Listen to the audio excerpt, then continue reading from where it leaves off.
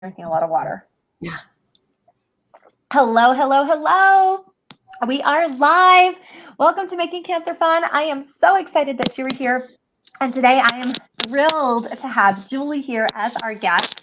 And I know it's been a couple of weeks. She and I were just talking ahead of time. It's been this like kind of crazy train recently of trying to catch up. And I'm actually coming to you today from Colorado. So I will be drinking a lot of water during our broadcast because I'm trying to avoid getting altitude sickness. I'm at 8,000 feet, like flew and went right up to 8,000 feet. So I'll be drinking a lot of water. But I'm so excited to have you here. And we've been chatting for a while. And, you know, Julie comes to us, and I'm not going to go over all of her bio. It's already posted on the website. You can, it was already posted on the Facebook page.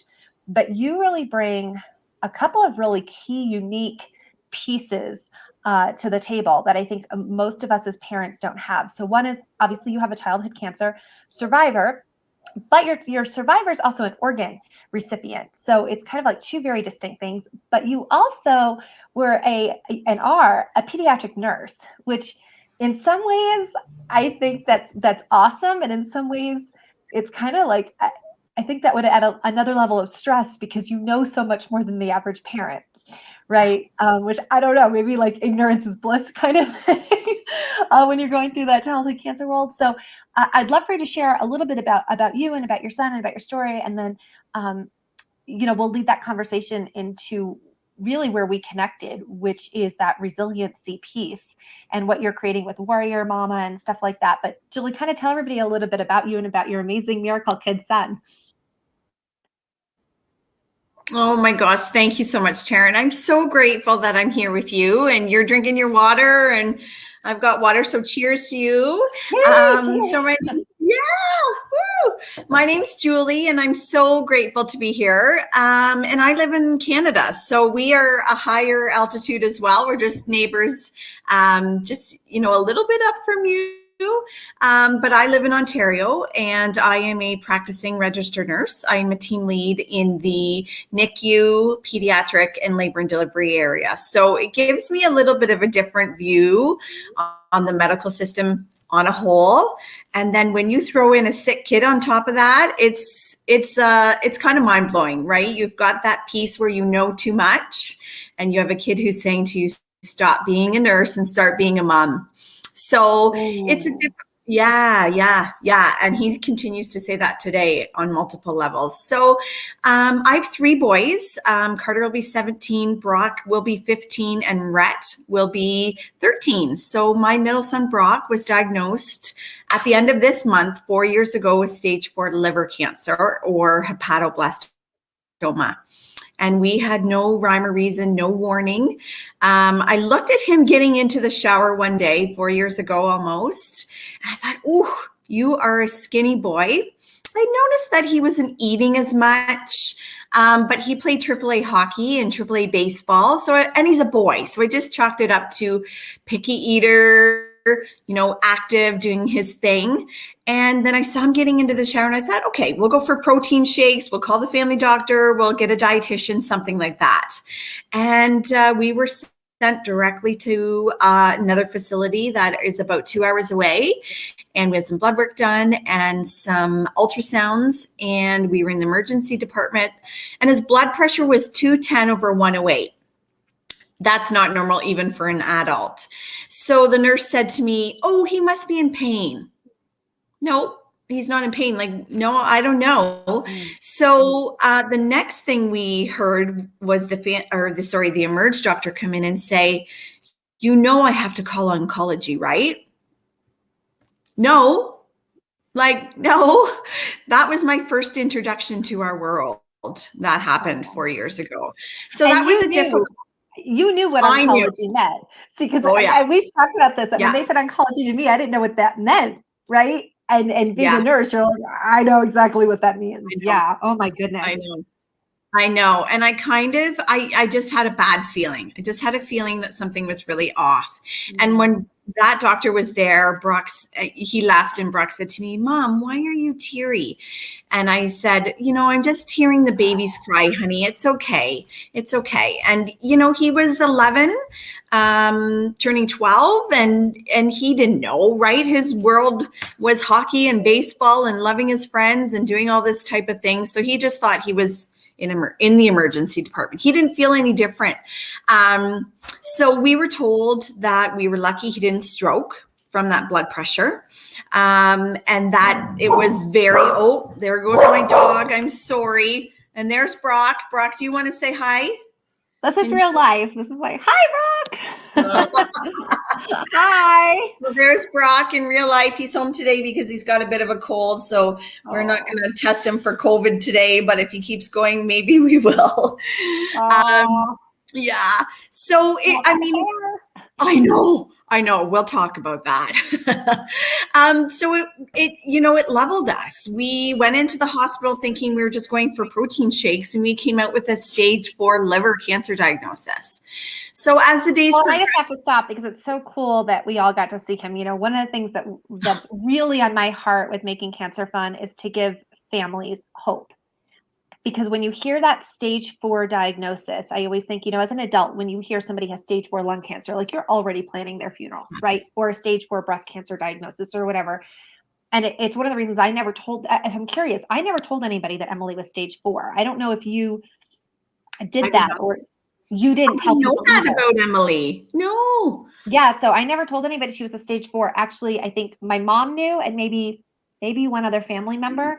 And when people would say to me, "Oh, what stage is she?" I would just say, "Oh, it's really different in childhood cancer. They don't do that," because I didn't want to have to handle the reaction of somebody who heard stage 4. I didn't want them to start planning my daughter's funeral, right? So it wasn't actually until she was in the survivors clinic that I started openly talking about the fact that she was a stage 4. So I'm curious, Julie, did you tell people that Brock was stage 4? So he was originally diagnosed with Lance Armstrong's cancer. And so how unusual for a kid. Right? Exactly. So we didn't have that full diagnosis probably for about a month, which was really hard. So we didn't tell people right away, which was okay. That's just how we handled it. We had a couple things going on. A week after Brock was diagnosed, my husband blew his patella.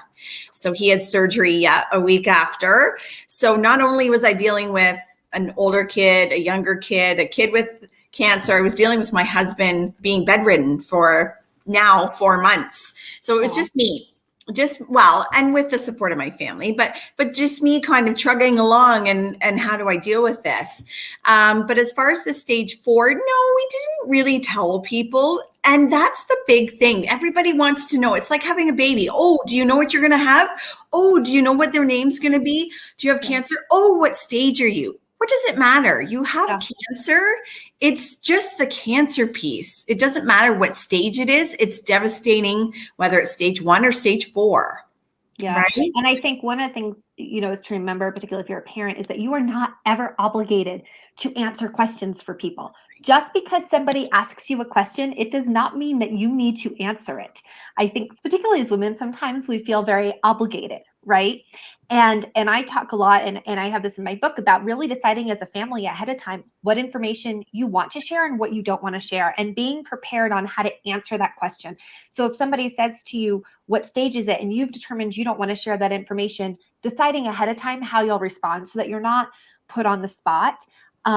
Because even personal things, like you may not want to divulge all the details of your child's treatment, or you may want to, there's no right or wrong. Like, I think that's the other thing too. It's, you may want to tell everybody, and that's totally fine. Or you may not, and that's totally fine. Like, every family needs to decide. But what I think what's so great, and I'm so glad he hopped in, is because stage 4 doesn't mean there's no hope, right? And you see him now, and you see this full head of hair, and you're like, oh my gosh. And so if you're thinking, oh, I'm a stage 4, there's no hope, that is not true. Both of us are sitting here with stage 4 survivors, right? That's right. And there's people who are stage 1 who aren't. So it doesn't matter. That motto of, if someone's kid is going to live, why not yours? Right? So I think it's awesome. So tell him, thank you so much for hopping in. Yeah. So yeah, that was our journey. We were just kind of thrown into this, and our world stopped, obviously, as yours did, as all parents do. And we just had to kind of navigate the waters. But my problem is that I knew too much and I asked too many questions. That wasn't a problem, but it spun a different light on things, right? I knew what was going on. I knew the terminology. I knew where this was going to lead. I knew when they said it was inoperable, what that meant. I knew that I wasn't satisfied with what they were telling me. I knew that I was going to dig further if I didn't get more, answers that I wanted. And I think as a parent, you need to do that. You need to be that advocate for your child. If you're not satisfied, if you don't understand, you're the only person that can be the voice for them. And as a nurse, it's a help and a hindrance, right? And I know his doctors, oh, God love them. I was that nurse that kept hammering and hammering and hammering. But for Brock, I'm supposed to be his mama, not his nurse. So when his IV would beep, I'd be like, I'd stop it and flush it and, do different things. And even to this day, when Brock gets sick, because he's had quite a course, and I can finish our story, but as of, before Christmas, he was in a very big healthcare center in Toronto, in Canada here. He was sick for 5 weeks, and he said, Mom, stop being a nurse. You're supposed to be my mom. Stop caring about the IVs and the medications and let the nurses worry about that. Stop taking my temperature. Let the nurses do that, right? But when you've been in this field for so long, and that's what your brain is trained to do, you don't know what to do. You don't know anything else. So, and and I would say, and maybe to share with him, because as you're describing this, and I would imagine for a lot of us parents, I'm not a nurse, right? And I'm like the furthest thing from a nurse. But when you do get into, particularly for those of us who really lived in the hospital, right? Like we were there every day, all day. It was kind of like you check in and you just live there. You do start to do those things. I was moving her lines around. I was giving her medication. And I'm not a nurse. So I wonder for him how much of it is that's all, miracle kid moms. That's what we do regardless, because I did find it frustrating when they would move us down from the oncology floor to the intensive care unit. We'd have to go down to the PICU quite a bit for different things. And the oncology nurses, I think, are used to the parents being very hands-on because they're there all the time. And then we would be in the PICU and I would touch a line and some nurse would come running like, why is she touching something? Because they weren't used to, and I'm like, I've been touching lines for the last 6 months, right? But they weren't used to it. So I do wonder for him, if his perspective is you're being a nurse, but actually you're just being the mom of a cancer kid, a kid with cancer. And the same. It may not be as quite divided as he views it. I am curious, and I think this would be great for us, because one of the things when I heard you talk about advocating for your children, which is so huge, and so you have obviously the experience as a mom advocating for your child, but I'm curious with your professional level as a nurse and being on the other side where people are trying to advocate for you, right? Can you give some tips on how parents can effectively advocate for their children without alienating or without really putting the staff on the defense? Right. So I think if you're in that pediatric cancer world as a nurse, your best teacher is the mom. Your person you listen to is the mom. So as a nurse, sometimes you'll hear different terminology and you'll say to that parent, are you in the healthcare field, or have you been here before, or what is the diagnosis or the background that you can just rhyme things off, right? Like you're talking lingo that the layperson wouldn't know. But as far as tips and tricks, I would just say keep advocating. You are the best person that your child has.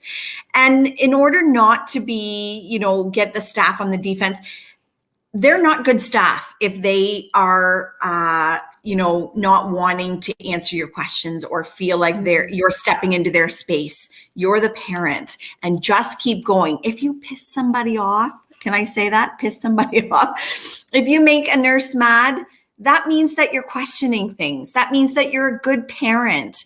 And that nurse should be grateful that you are being that forthcoming and that much of an advocate, that you care that much. Because I've seen it in my profession. There's some parents, I don't want to say that don't care, but there's some parents that are a little bit more absent, right? And when you've got that parent that just keeps hammering to get those answers, you have to listen. And as a nurse, you have to trust that they know their child the very best. And if they're a great nurse or a great healthcare professional, they're not going to take it personally and they're going to listen. I think right now, I think all of us parents are like, we need more nurses like Jilly. I will say that I was very lucky. The majority of our nurses were really, really great, but we did have a couple that didn't appreciate that. Probably actually I found more the doctors, interestingly enough, than the nurses. And I even have one nurse that I had to have removed from her, like no longer allowed to treat her. Like if she's on staff, she cannot be my daughter's nurse, which was something I didn't realize I could do. And I will say that if you're a parent, if there's a nurse that you just really don't feel comfortable with, it's okay to say, hey, I don't want that person treating my child. You know, you do need to trust yourself. I love what Elizabeth said. I know Elizabeth, her son has CP, and she said it's not something I would ask a parent as far as the stage, but that she's aware of that because of her own special needs son, because this is interesting. She said a lot of people will always ask her what level CP he has. So for someone like me, I wouldn't even know that there were levels to ask that. So that's interesting. But yeah, and I do think it's probably not out of malice. It's just out of curiosity that people ask. One thing I wish I had learned earlier on when you talk about advocating, and it's a phrase that I use all the time now, is when I would have a difference of opinion or I wanted to try something different, I now say, would it be reasonable for us to try X, Y, or Z? Would it be reasonable to maybe look at this? Would it be reasonable? And I have found that there's something magical about that word reasonable, because if I say to you as my nurse, I'm like, hey, Julie, do you think it would be reasonable if we did X, Y, and Z? And you turn around and say no, it makes that person sound unreasonable, right?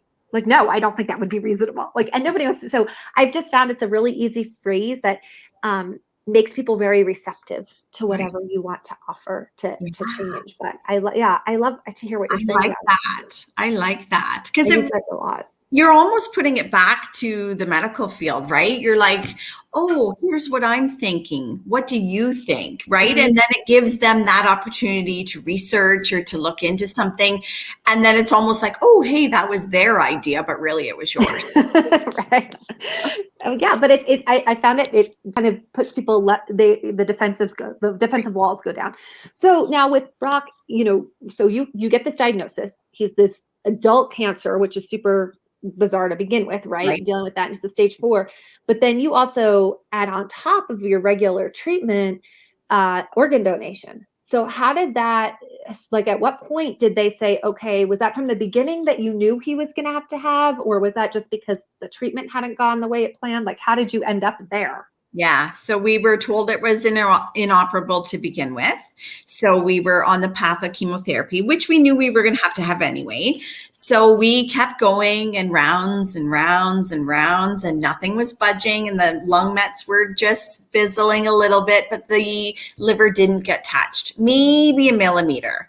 And so, we had these conversations of, do we switch up the chemo? Well, the chemo that he would have had, the second line of defense, because this wasn't working, would have been so toxic to him, it likely would have killed him, because the doses were never for pediatrics.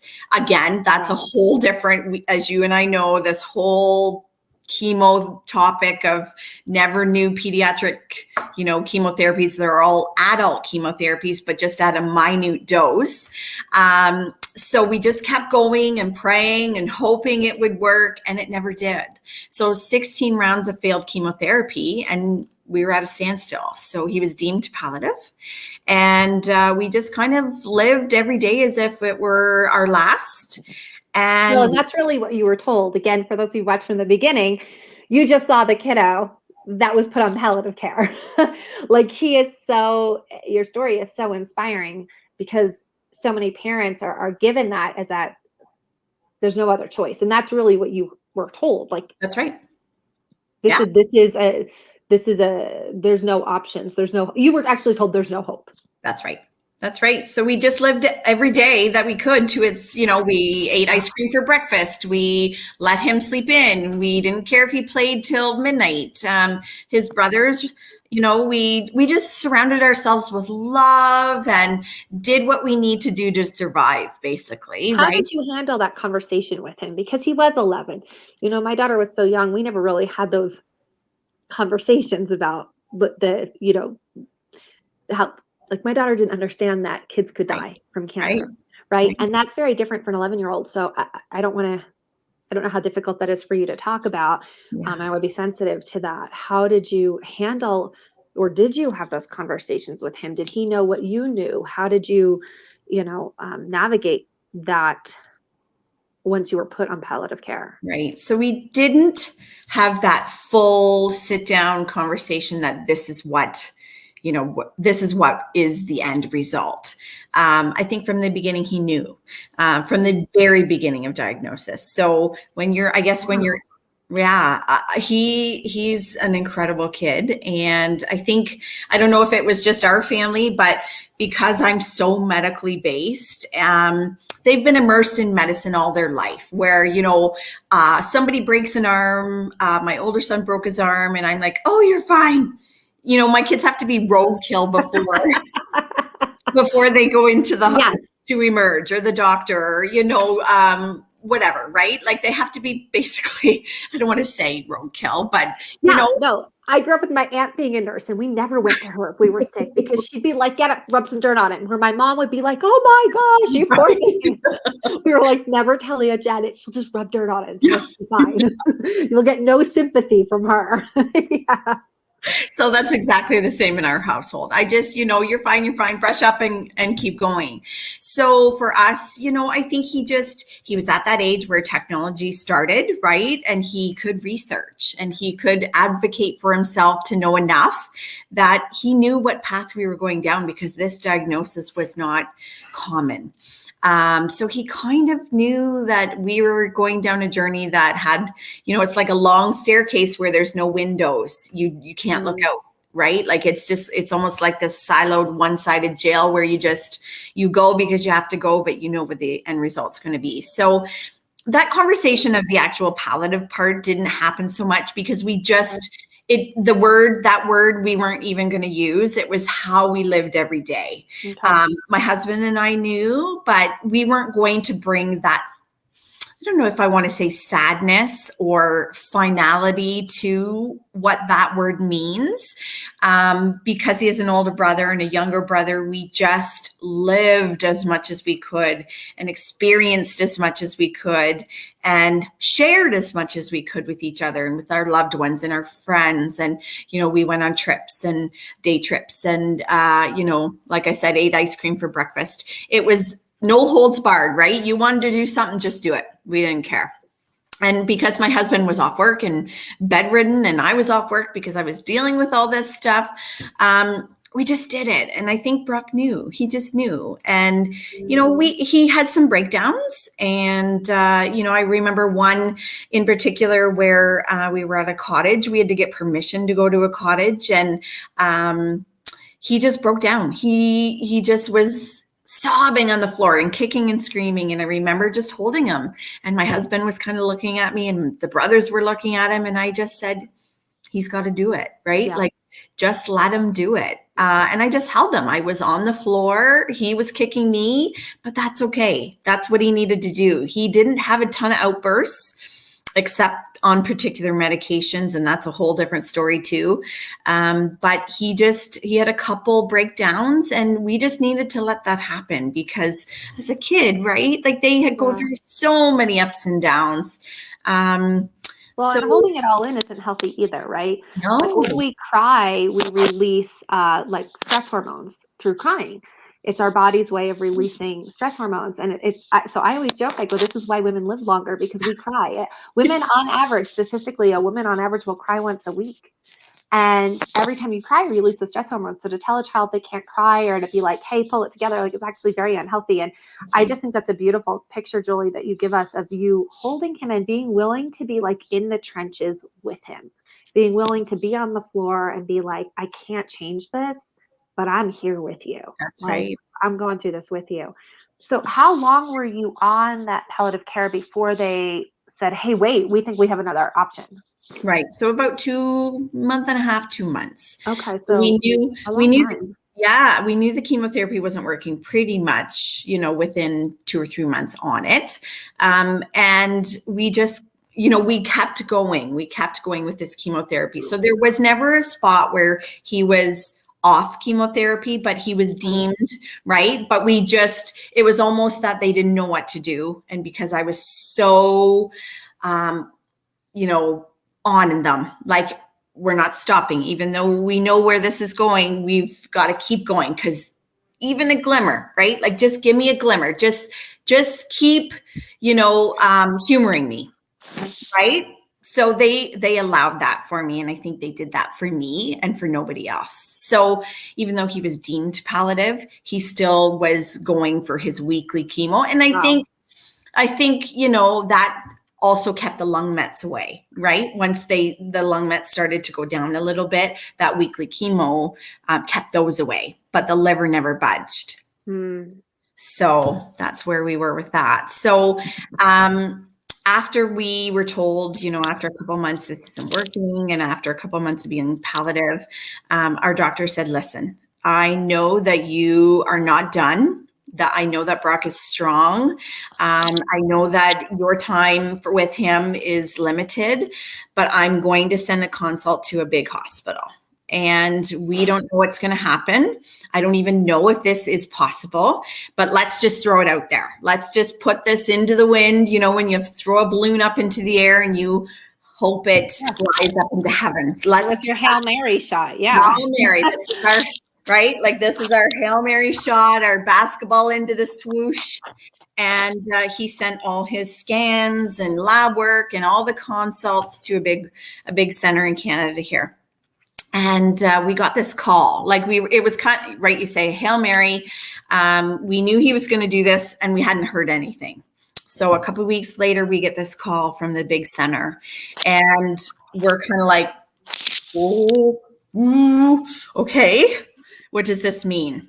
Right? And they said, we want you to be here in 2 days. So we're a couple hours away. Yeah. You need to come in 2 days. And my husband's still bedridden. My other 2 boys are like, this is summertime now. They're off school. You need to come. You and your husband have to come. So we're kind of like, oh my God. So they're going to tell us that they can't do anything, right? Like, I don't know what I thought. I think I was just in, such angst over the whole thing of them calling, because we never got a call from our home center to say that they were calling.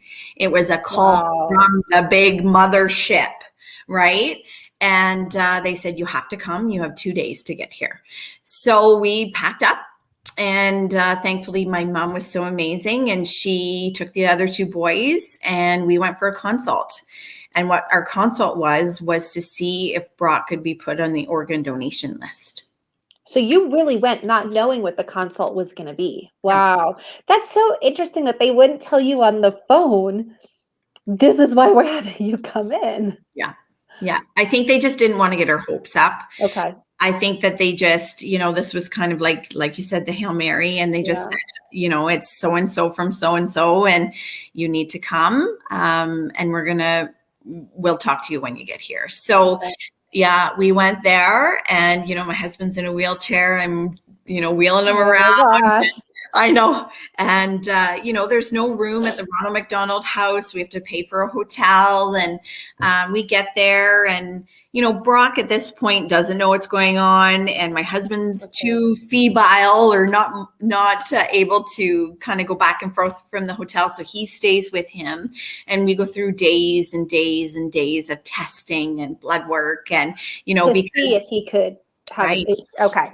Right. Because, of course, the mothership and the little ship don't communicate. They don't take their scans. They don't take the blood work that was just done. They've got to do everything again.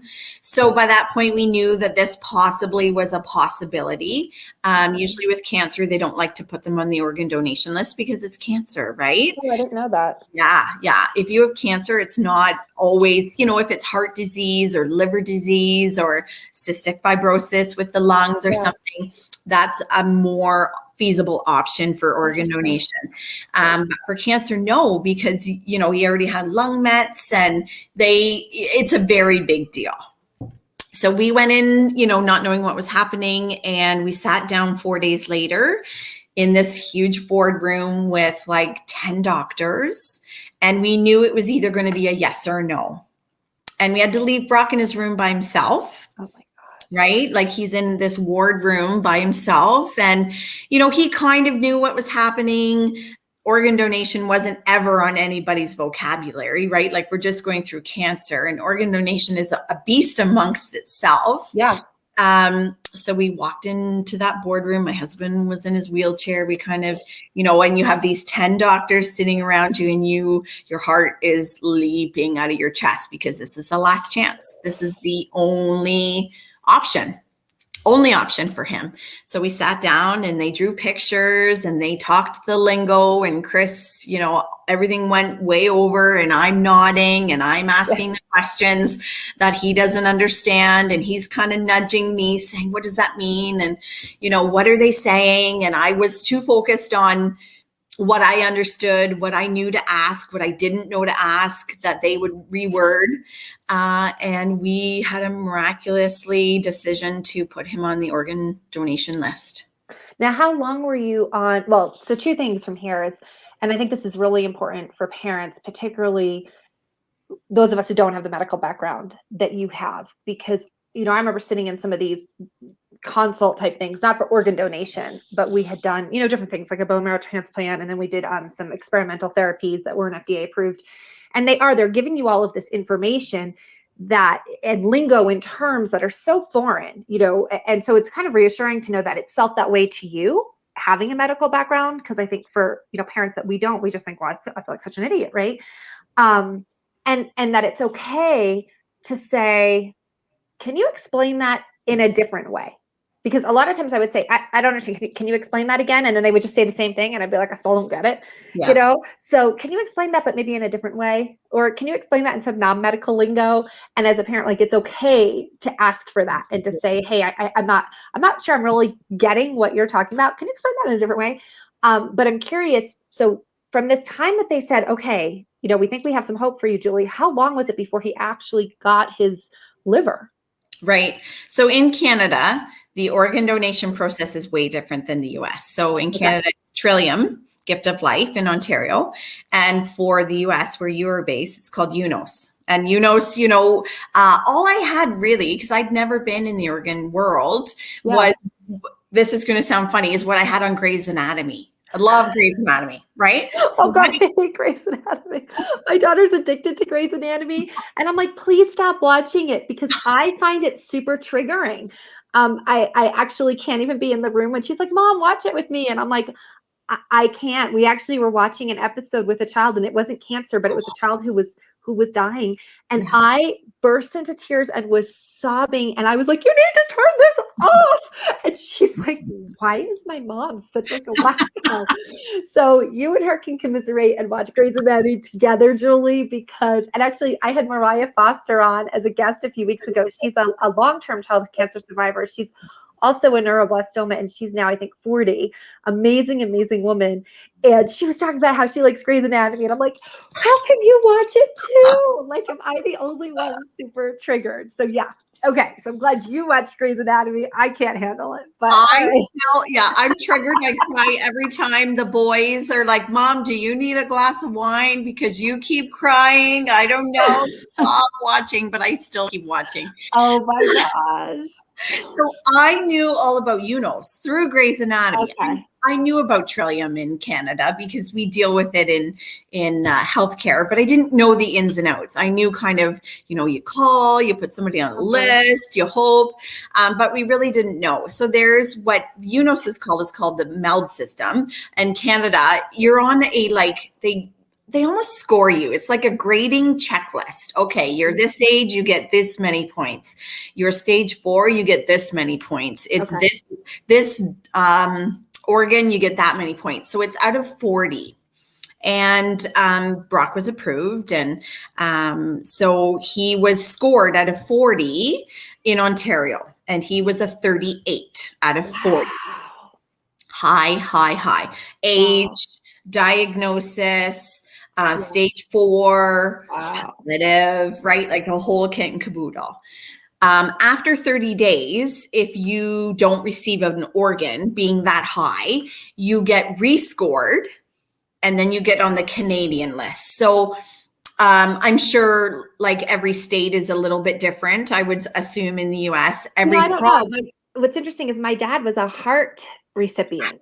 And so you would think I would know more, but I don't. I wasn't living there at the time and I was still dealing with the end. So I actually don't know that much about it. So this is very interesting. And I didn't realize either, and I feel really foolish saying this.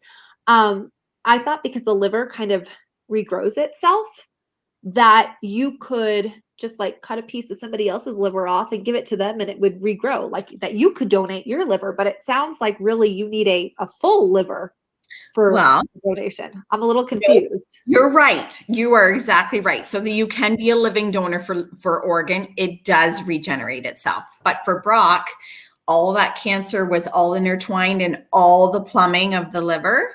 So he needed a full liver with all the plumbing and all the hardwiring. He needed a full liver. Yeah.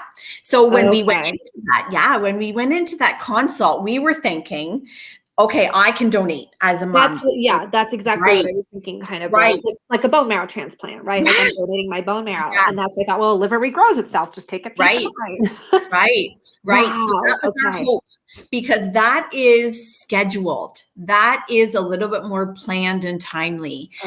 Even my son, Carter, who's the oldest, said, I'll donate right here. I'll donate, right? 100%. At the time, he was only 14 maybe. Oh my gosh. And he can't. He wasn't old enough. It doesn't matter how old you are. You have to be of age, mentally, mind, sound. And this is a big decision, right? Our family came forth and said, okay, test me, because there's so many criteria of living donation. But he was not a candidate. That was something that absolutely leveled us and floored us, because we couldn't help him. We couldn't be that person to save him. Well, you just hope that there'll be a time when they can say, okay, Julie, we can take your liver and we can go in a lab and we can grow it to the place that he would need it and then be able to give it to him. Like, won't that be such a day to celebrate? Because, And I hope why can't we do that yet? I know, right? I want to be part of that. Again, a Grey's Anatomy thing, they grow stuff in the lab or whatever. I would saying will they be printing like 3D hearts and like 3D kidneys? Like someone print one out, like or grow it in a lab or something. And I don't think for people who have never been in organ donation or in that world, I don't think they realize that like when that day comes, what a game changer that will be for so many people. Yeah. So he was on the list for a month and one false call. So we got one false call. He'd just gotten home from a week-long chemo treatment. And as you know, you're in for weeks and weeks and weeks. So he had just gotten home and he was dead tired. It was about 10 o'clock in the morning. He was asleep in bed. And we had gotten the call. It was a long distance ring. So you knew it was somebody. And it was so we were at a sick kids hospital and it was the adult hospital that called and said, we have a liver for you. Get your stuff. You have, again, 2 hours, 3 hours to be here, right? So not 2 days, you have hours to be here. So we're, racing, and my older son's not home. We got to find him and blah, blah, blah. And they called back an hour later and said, I'm sorry, it's not the right fit. So not only is anxiety is so high that you are packing and your life is going to change again, and you're trying to get your pieces together, and then you get the call and say sorry. So that's another slap in the face. Not slap. I shouldn't say, that's not the right terminology, but that's it's just such a disappointment on such a level that is so right. You just can't even imagine. And I've talked about this before, and I'm sure with you, every time that phone would ring for those 6 weeks, your heart would leap out of the chest. It could be a telemarketer. It could be the pharmacy. It could be my own mom. The phone would ring and it would just be, oh, this is it. Right. So 6 weeks to the day that he was put on the transplant list, we got the second call, and it was 7:37 on a Wednesday morning. Oh my gosh, you still remember? Yeah, never, ever, ever will I forget. And I was sleeping in Carter's bedroom. I'm not sure why, but because he wasn't home. He wasn't home, and Brock, he slept with one of us on and off every other night. So it was him and Daddy's turn. So I had slept in Carter's room, and I heard my phone go off, but I didn't get it. And then I heard Chris talking on the phone, and I knew that was the call. So I leap out of bed and I'm like, are we going? And he says, we got to go. So not only, again, do you pick things up, they say pack for a month, pack for 2 months, because this isn't a thing that you just go and you're out in 2 days. So you got to pick everybody up. Again, my older son wasn't home. Call the friend's house he's at and say, like, he has to come home right now. 7:45 now in the morning. He's got to come home. He's got to pack. And then we had to tell Brock. And Brock said, I'm not going. I'm not going. I do not want this operation. I do not want. Oh, I didn't know this part of your story. I don't want a new liver. Why? I will do chemo, whether it's good for me or not, whether it works or not. I will do chemo for the next 100 years until I die. I do not want to go. Why? Because he was scared. Oh. He was scared. He had researched and he knew. Oh, Lord. Google. Dr. Google. Yeah. He knew what this meant. He knew what the recovery was going to be like. And we literally. That's a fair. Right. And now he's 12, right? He doesn't. How do you as a parent respond to that? It took us about 2 hours to get him out off his bed, like kicking, like I'm talking physically, right? Like punching and screaming and kicking, and he was not having it. He was so scared, so afraid. Yeah. So it took us 2 hours to coax him to get into the car. And as I'm, in through tears, and you go through, okay, reasoning, negotiating, yelling, fighting, we're doing this. So let me ask you, Julie, in retrospect, had you known that was going to be his response, do you feel there's anything that you could have or would, in retrospect, have done differently to prepare him so that he didn't have such a severe reaction to the transplant? Because obviously he was on the list, so he knew that you guys were going to get that call. It wasn't like, because what I'm not hearing is that it wasn't like he said to you, hey, I'm not going on the list, I don't want to do this. So he was on the list, he knew he was going to get it, but it sounds like you guys had no idea that he was going to respond this way. So is there something that for a parent in that situation now that you would say, hey, I really wish we had done this instead? Well, I think really in retrospect, and this, whether it's organ donation or cancer, like you and I have both experienced, the kids have to be part of the conversation. So he was left in his room in that hospital by himself as we had gone into that boardroom to be told why he was on the list and what was happening. He should have been part of that. Do you think that would have made a difference for him? I think just to hear that this is your last chance. Right? This is, we don't know if it's going to work, but this is what we have left to offer. and for him to be part of that conversation and him to ask questions and him to express his feelings, right? Instead of it just be my husband and I, and then we're kind of left to, well, what did they say? Well, you're on the list, right? And how do you tell 11, 12-year-old, you're going to get cut from stem to stern, and you're going to put somebody else's organ inside your body, and it might not work, and it might work. And yeah, for him to be part of that conversation. So I think this is interesting, and maybe something as a Making Cancer Fun community we can even kind of talk about is providing parents with some, this might be good to get some child life people on, to provide parents with some resources on what they can do proactively to prevent this. Because as I'm hearing the story from you, my heart is breaking on so many levels. We talk about why parents have such rates of PTSD after cancer, right? And when you talk about that, I'm like this, and I'm like this, and I'm like this, and I'm like this. And there's a new study that has come out that I'm personally very interested in about the physical effects of childhood cancer on the parents, and how parents, after they've been through this, have these then like longer term health issues. And I've experienced that. I've had, all sorts of health issues that really were about 6 months after everything ended. And you start to think you're crazy, right? Yeah. But I'm thinking of like your body going through, every time the phone rang, this level of like cortisol and stress, right, and those hormones. And how do you expect your body to recover from that? But then also this little boy now who needs to be at his strongest physically and emotionally, and is so filled with fear. And we know how the fear just wreaks havoc on the immune system and the nervous system and their pain tolerance and everything. So, and I don't even know if this would be appropriate, but because again, this is all like, I'm just thinking as you're talking, I wonder if it would be beneficial for these kids to be able to talk to people who've had liver transplants prior to getting the transplant.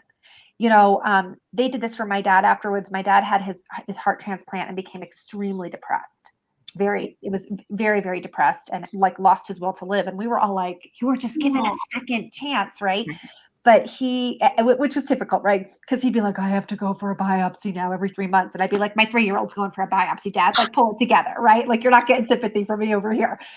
But that's one of the things they did, was they had other heart transplant recipients come in and try to talk to him and talk about what a gift this was and how it changed their life. And so I wonder if Brock had access or was able to go online, and rather than Googling all the scary things, Google, long-term liver survivor transplant and read their stories and be inspired by them, that maybe that would have made a difference. Yeah.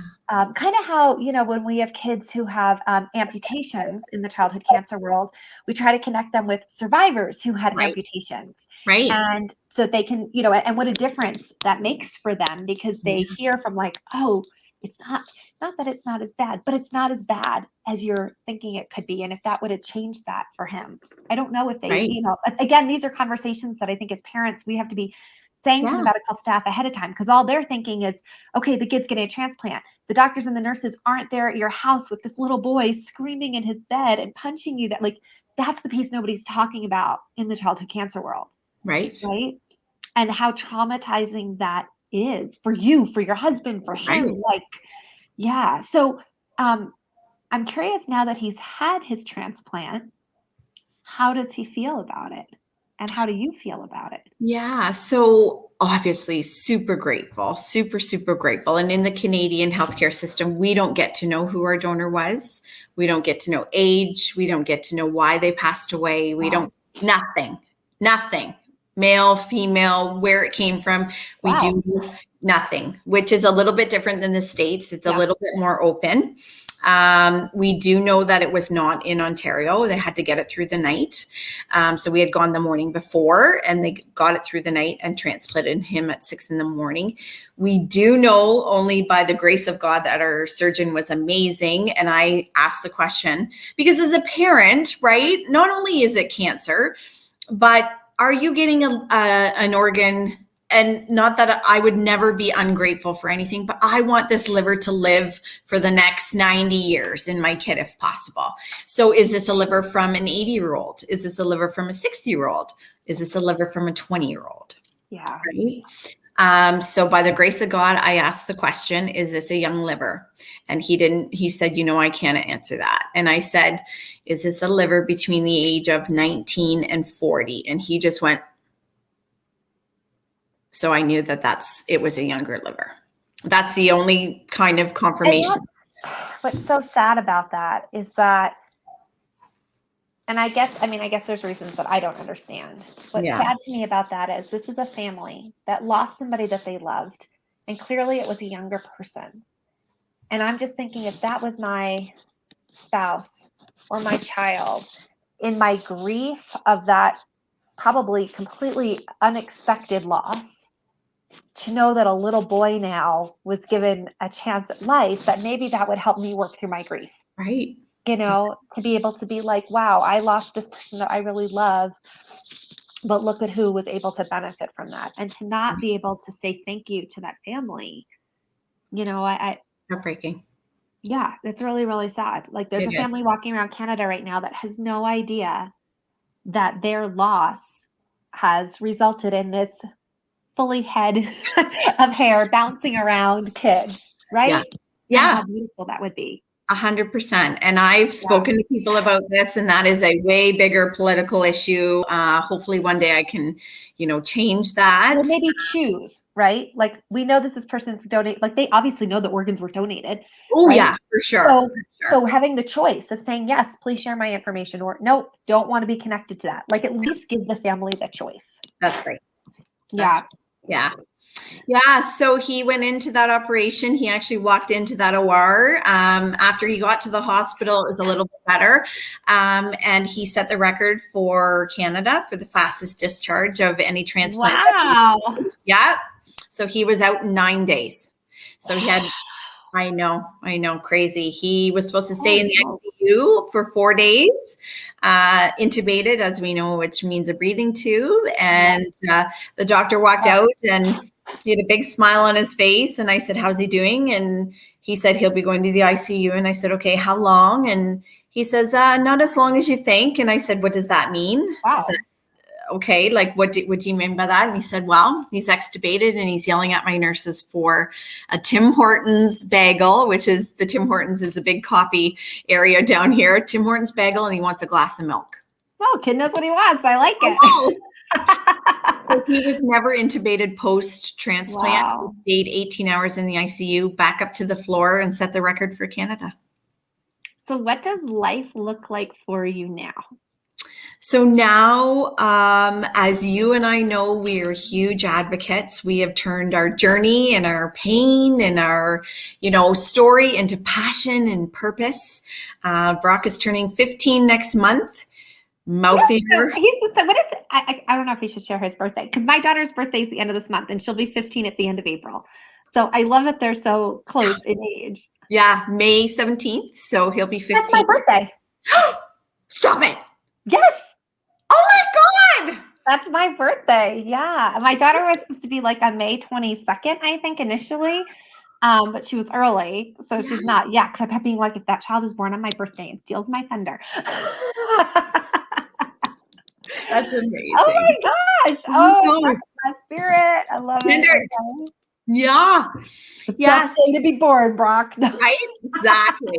Oh my God, that's amazing. Oh my gosh. Yeah, okay. So, we've had our bumps, cancer, we're cancer mamas. We are never out of that world. Never did I think I'd be in two huge different worlds, which are beasts among themselves. We're never out of that cancer world. The organ donation world is a huge different thing that I, obviously never thought we'd be in. It has its own complications. Cancer has its own complications. Lots of bumps along the way for him. But he's here. He's healthy, as healthy as you can be. He's on immunosuppression. So the whole COVID in the last year has been huge. If he gets COVID, huge possibility he'll die because he's so immunosuppressed. He takes pills every day. People complain about having to take a vitamin or an iron pill. He started at 50 pills a day, 50. I have pictures. 50 pills a day post-transplant. We're down to about 12 to 14, depending on. Those will be lifelong, correct? Lifelong. And because he's on these immunosuppression medications, skin cancer is huge now. Relapsing is huge. As you know, you're never out of it. Once you're in it, just because you're deemed a survivor, you never lose that, right? You're never out of that world. You still keep going for scans and different tests and blood work. And so, yeah, as your daughter, your amazing So daughter. let me ask you, how many years are you out of like off treatment? Just 3.5. Okay. So I will say, to give you hope, Yeah. because we're about 10 years Yeah. off. It'll be 11 years in June will be her from her bone marrow transplant. So 11 years since that yes, it's always there, but it does, and this is for all parents if you're it does move further and further and further away in the back. Thank And God. his will be a little bit different because he's taking those pills every day. However, it will just become part of who he is. Right. You know, kind of like Emily's wears hearing aids, right? She wears those every day. She'll wear them for the rest of her life until they fix it. I don't even think about it anymore. It's just part of who she is. Yeah. So I think, you know, the first year, it's like right here. It's like in your ear, like, you know, relapse, fear, scans, blah, blah, blah, blah, blah. And then, you know, that kind of stays there. And then a couple years will go by and you're like, well, it's still kind of here bothering me, giving me a headache, right? And then you finally get into a survivor clinic and you're like, well, this is scary in of itself because what happens over here, you know? But it does get that voice gets further and further away, and it's never gone. Yeah. But it's not as prominent. And it's not as fearful. I think the fear voice gets smaller and smaller. And things will trigger it. Certainly when COVID hit, I was like the kid like Rapunzel, locked down, right? In my house for 4 months, wasn't allowed to like open the front door, right? So there are things that will trigger that, certainly. But I do think, again, just to give you hope, that it will not feel the way it feels right now at 3.5 years, and as it will at 13 years. Right. You know, and that will be a gift. Yeah. You know, so I do want, because, you know, we talked for a long time, but I do want, before we finish up, to share a little bit about what Warrior Momma is about. Can you tell us a little bit more about that? Yeah, so I'm just building a platform, and I'm so grateful you're part of this. It's called Warrior Momma. So it's a space for, it doesn't have to be about pediatric cancer, but that's where it stems from, to give people hope about determination and resiliency, and to show that if you have a diagnosis, it doesn't actually have to be about cancer. It's just when you get knocked down, how do you react to it? How did I react to it? Mindfulness. But being a mama and a warrior, as we all are, and you are such an amazing warrior mama too, it just gives people a space to connect and to network about what they do, what tips and tricks they can bring forth. And also it's about global advocacy. So cancer is not just in Canada, not just in the United States. I've been fortunate enough to speak all over internationally in the healthcare field about childhood cancer and cancer in general. And cancer doesn't stop. Doesn't matter whether you're in India or, you know, it doesn't matter. And how we can help the world grow and prosper in the cancer pediatric space. So if we have somebody a doctor in the US that can help somebody who's in China, say, how can we build this cancer cloud of information and networking? And I spoke at Harvard a couple years ago about this, and kind of networked with a lot of doctors about how we can build this community where you have access. You might not have, you know, the means of having everything that Canada, the US has, but can you access that doctor that treated Emily or that treated Brock? And what tips and tricks do they have? So it's just all about global advocacy, how your mindset is. And I talk about the face of the beast. You and I, Tara, our face is right here. We are the face of the beast that we call cancer, and cancer is universal. It doesn't matter what age, it doesn't matter what ethnicity, it's there. Everybody's touched by cancer, and if we can help in any way, that's what Warrior Momma is all about. I really love your talk about putting a face to cancer, because we use cancer, we talk about cancer, it triggers people, but we don't talk about, and again, this is so in my heart, is we don't talk about the emotional piece that families go through, and how do we deal with not just the physical sides, right, but who these children are on the other side, you know. And obviously, you know, that my whole thing is using fun and laughter and silliness as a way to cope, but there's a lot of ways to cope, you know, gratitude, mindfulness, all of these things, and that these should be forefront in our conversations when we're talking about childhood cancer, because it's that face, it's that person that you're treating, not a diagnosis. Right. So I love that. And I'm just going to plug that if you don't know, Making Cancer Fun, it now is on Clubhouse. It's called the Pediatric Playground. And it is not like Warrior Mama. It's not childhood cancer focused in that it's for any family that is facing a life-changing pediatric diagnosis. You know, that family that walks in, gets this diagnosis, and life will never be the same.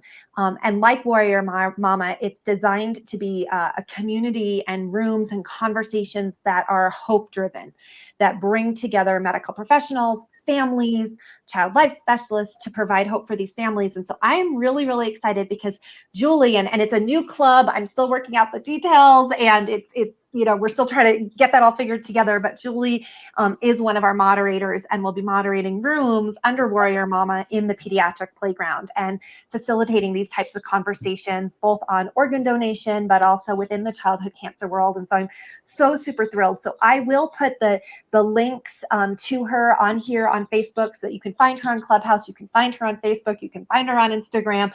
Connect with her. I know she's got a blog, an amazing blog. You can follow her there. But if you kind of love what she's about, please find her on Clubhouse. You can find her. If you're not following Pediatric Playground and you are on Clubhouse, go search that club. It's still very small. Like, we just started it, and it's kind of a real niche, but we're looking for those people who want to connect with Julie and have these conversations with her. And I'm so beyond thrilled and honored to have you be part of that and for what you're going to bring to that space. So I really appreciate you. So thank you so much, Julie, for being here and also bringing a Canadian perspective, which is always kind of cool. I love that. And every time she says about, I'm like, oh, I love the accent. So I love hearing, especially that we got to see Brock, because he really is, you know, this is all about hope. And so it doesn't matter, you know, what your diagnosis is, we all need hope. That is what keeps us going. And so your son and your story gives hope to families. And so I appreciate you so much. And so thank you guys for watching. Please share this video if you know somebody who has a diagnosis, they need hope. If they're going through that organ transplant, please share this video with them. If you're not subscribed to the Making Cancer Fun newsletter, you can just go to makingcancerfun.com, subscribe. I don't stay as on top of the newsletter as I probably should, but when big things happen, we send it out, and you'll be able to connect with Julie there. So thank you, everyone. Have a great afternoon.